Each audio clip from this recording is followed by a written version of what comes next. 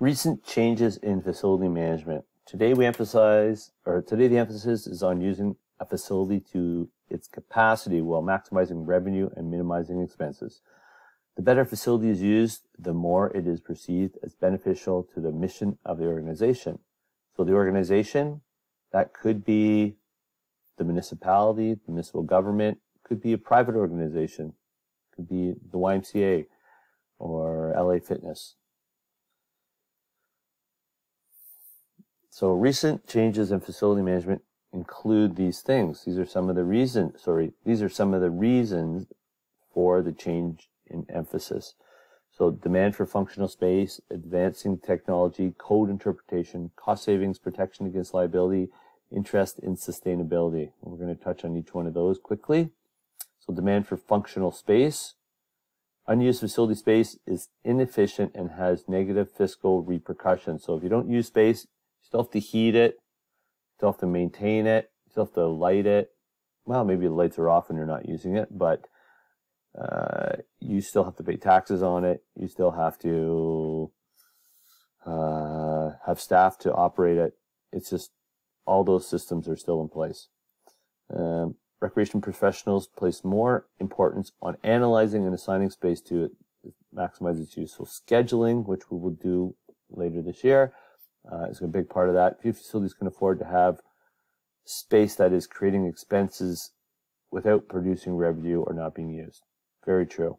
Recreation professionals constantly analyze the product and seek to make all facility areas a functional part of the production process. Advanced technology. Proper functioning facilities require highly automated systems and technological applications integrated with human capacity, such as computer-oriented efficiency systems and technologically complicated equipment. Okay, tongue twisters today. Recreation professionals face constantly changing technology that emphasizes obtaining and accessing information to enhance the efficiency of human resources and any equipment that delivers a product. One of the big things that I can give you an example of is just the lighting. So when we're in a room at the college, the lights, sure, they have a switch, but after 10 minutes of inactivity, sitting in a room, the lights will go off. Of not sitting in a room, or if you're sitting in a room just at a desk working by yourself and you're not moving very much, the lights will go off at a college, in a college classroom. So this is a great way to have a motion sensor in each room. I forget what they actually call them. They call them load capacity identifiers or something like that. And so when you walk in the room, they notice that you are, there's motion in the room, turn the lights on.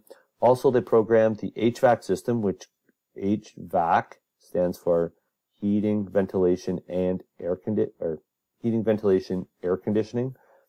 And those are all on schedules to lower the heat in the winter when the rooms aren't being used. So after classes are done at the end of the day, and all during the night, and then an hour before classes start, the heat turns on, warms up the room. Same with air conditioning in the summer. Same thing happens.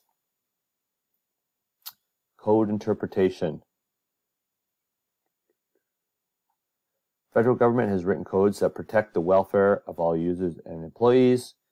And one thing we talked about a bit last week is AODA, Accessibilities for Ontarians with Disabilities Act, and the Employment Equity Act of 1995 are two examples of legislation that influences recreation professionals. You must follow this code, and each year or so there's new levels that have to be met as far as the building or the renovation of a facility, and the size of doorways, bathrooms, and so on. Cost savings. Recreation agencies are required to be financially accountable. Like most people in most jobs, financial inefficiency can result in lost income, decrease in profits, negative perceptions of an agency. And all costs related to the operation of recreation facilities have come under scrutiny by facility managers. Those utilities, like I was just mentioning, with lights on and off, heating and cooling, maintenance.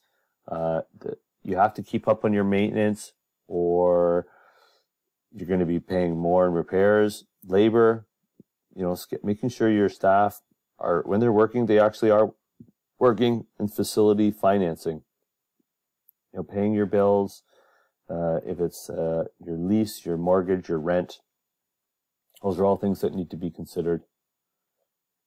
And protection against liability was on that list. Recreation professionals must take every precaution to protect their users of their product.